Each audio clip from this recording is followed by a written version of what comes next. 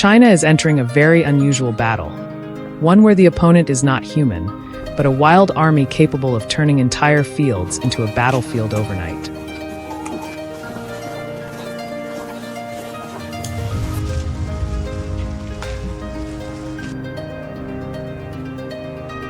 Herds of wild boars, each weighing hundreds of kilograms, surge into rice paddies, tearing up the soil like living plows and destroying months of farmers' hard work.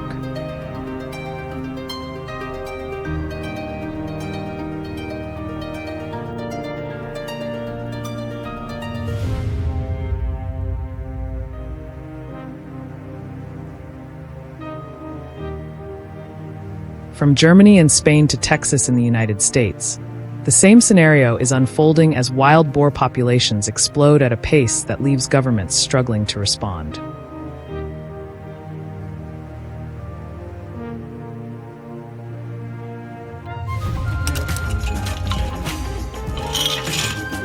A wide range of measures has been deployed, from electric fencing and steel traps to professional hunting teams and even helicopters. But time and again, the boars return, proving nearly impossible to control.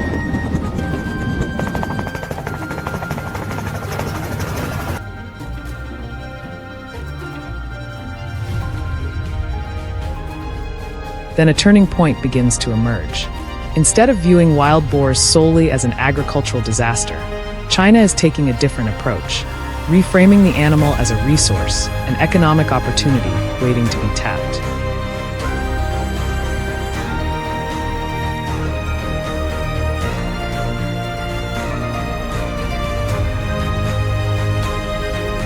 Wild boars originally inhabited vast forests stretching across Eurasia and North Africa.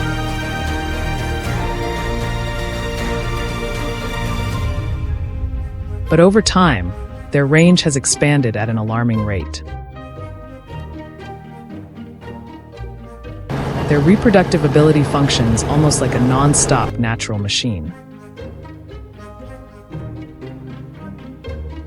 In the United States alone, the wild boar population has surpassed 6 million, spread across more than 35 states.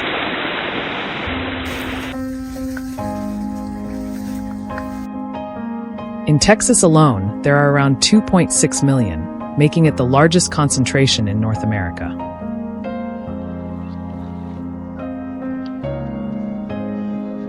These numbers are not just statistics, they are visible in the destruction left behind. In Napa Valley, vineyards have been forced to install electric fences to stop boars from descending out of the hills.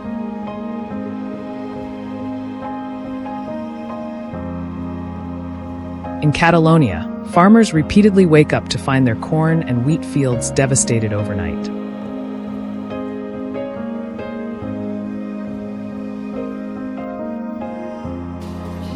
As the scale of damage continues to grow, many countries have been forced to launch large-scale control operations.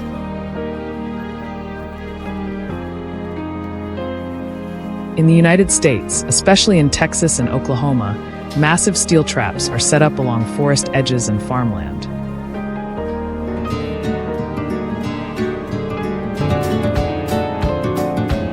Each trap can measure between 10 and 15 meters in diameter, large enough to capture an entire herd.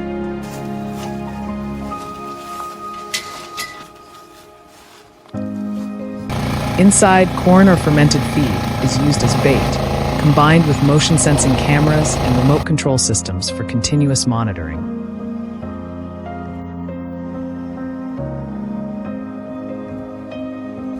Once enough boars gather inside, a heavy metal gate weighing hundreds of kilograms is triggered to slam shut. In a single operation, these systems can capture anywhere from 20 to 30 animals.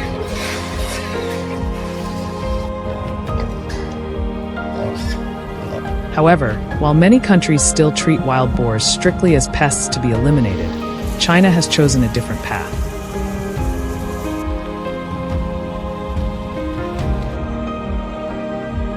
In many mountainous regions in the south and southwest, wild boar meat has long been considered a high-value delicacy.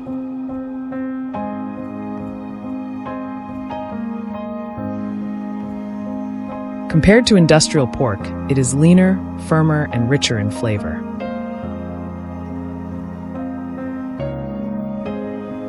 As a result, its market price is often 2 to 3 times higher. After the shock of African swine fever in 2018, when hundreds of millions of pigs were culled and pork supply dropped sharply, many farms were forced to look for alternatives. From that moment, a new farming model began to take shape.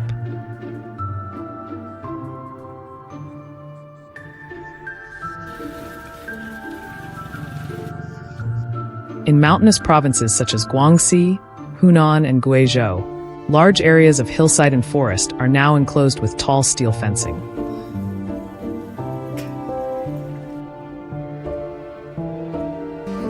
Each enclosure typically spans 20 to 50 hectares, giving the animals space to roam in an environment close to their natural habitat.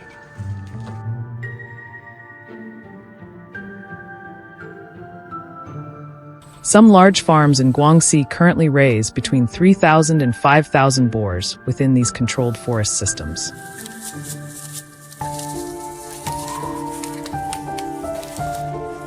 Constant movement across steep terrain, rooting for food, and self-foraging keep the animals highly active.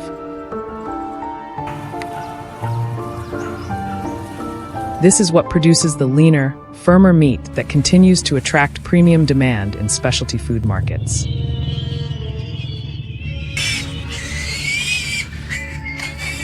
Gradually, an entirely new market has taken shape.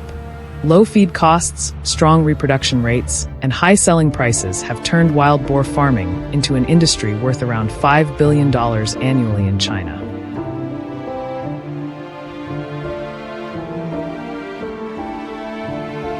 But as this model expands, a larger question begins to surface.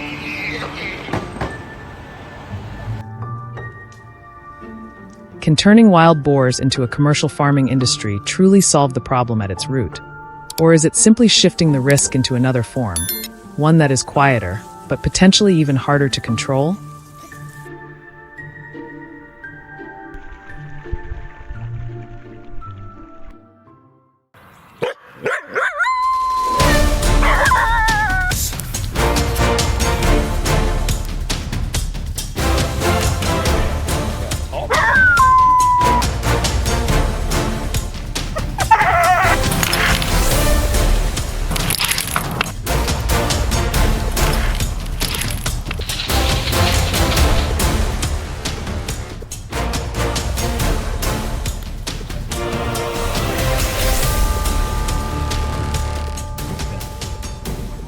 Night falls over the frozen grasslands of North America, where the boundary between humans and nature has never truly been clear.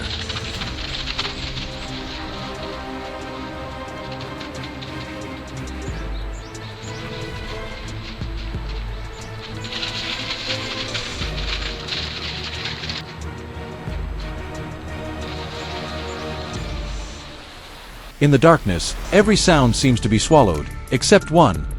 Footsteps so faint they are almost non-existent. Wolves do not need to rush. They move like shadows, reading the smallest signs on the ground and memorizing every change in the space they pass through. To them, each farm is not just a source of food, it is a problem waiting to be solved.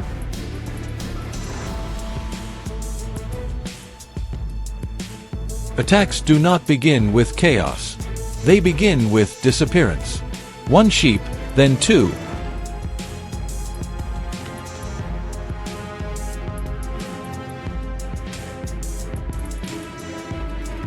No clear traces, no loud noise.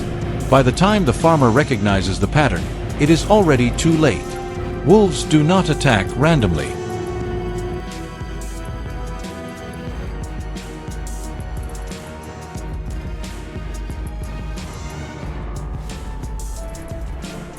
They observe. Over consecutive nights, they approach from the same direction, testing fences and evaluating human responses. And when everything becomes familiar, they strike with near-perfect precision.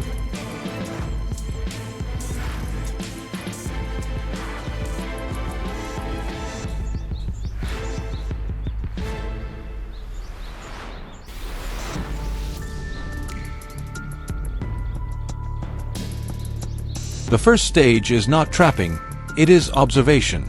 The controller begins by reading tracks on soft ground, identifying main routes and common crossing points.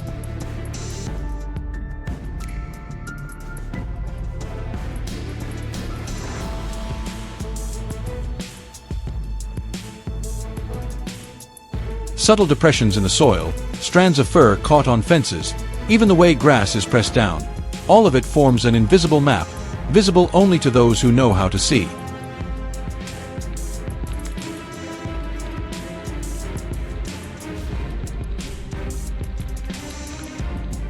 Without this data, every trap is nothing more than chance.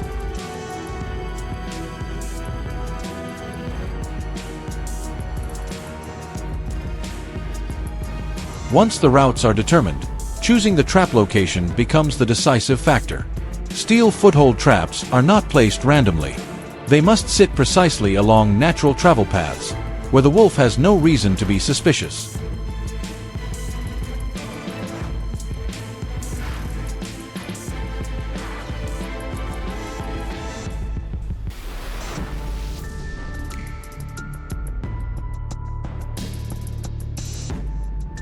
To achieve this, the ground surface must be perfectly reconstructed, from moisture and texture to the finest layer of dust on top. Even the smallest inconsistency can cause the wolf to stop, change direction, and disappear.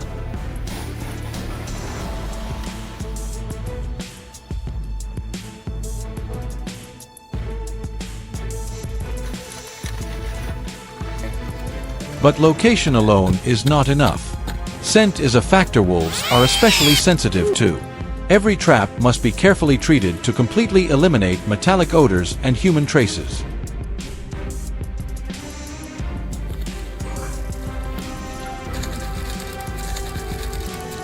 Gloves, specialized tools, and strict cleaning procedures are applied at every step. Even wind direction must be calculated to ensure no foreign scent is carried directly into the wolf's path.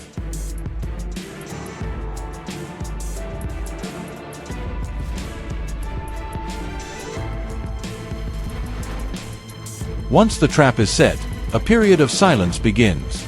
No interference. No constant adjustments. Only distant observation through infrared cameras and the traces left behind each morning.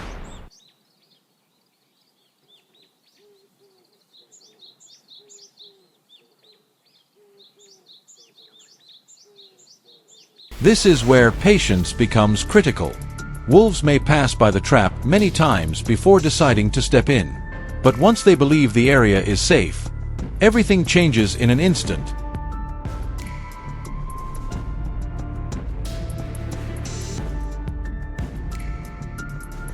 The moment of activation is not loud.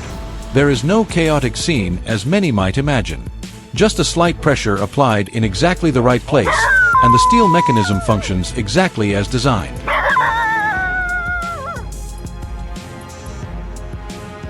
The trap is not meant to panic the entire pack, but to target a specific individual, often the alpha or the lead navigator. This is the key point, because when the pack's social structure is disrupted, the behavior of the entire group begins to change.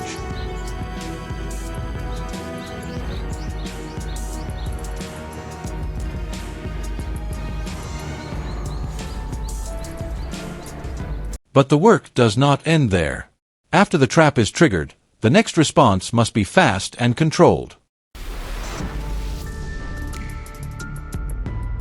Approaching, handling, and relocating the captured animal requires experience and precision.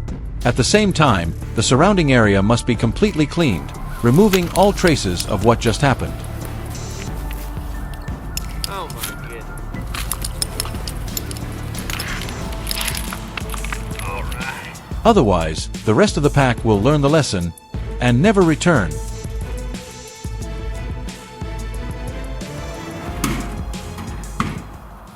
The most important factor is not the number of traps placed, but how each one is used as part of an overall strategy. Wolves are not easy opponents. They learn. They adapt.